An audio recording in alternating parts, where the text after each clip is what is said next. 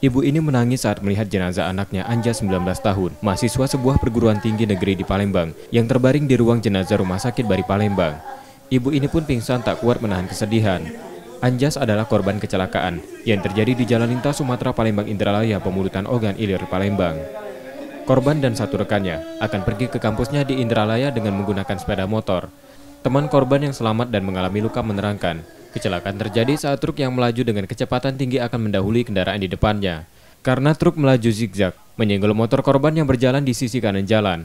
Kuatnya benturan membuat keduanya terjatuh. Dari Palembang nak ke Layo.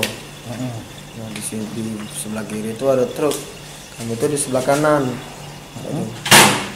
Nah, celah. Nah, itu tidak tahu truknya tuh pokoknya ambasi kita ngidong-ngidong.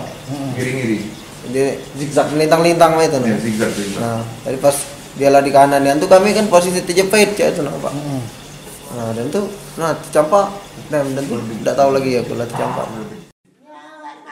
Kini korban luka masih dalam penanganan medis di rumah sakit, sementara jenazah korban yang meninggal sudah dibawa keluarganya untuk dimakamkan. Kecelakaan ini kini dalam penanganan Satlantas Polres Ogan Ilir.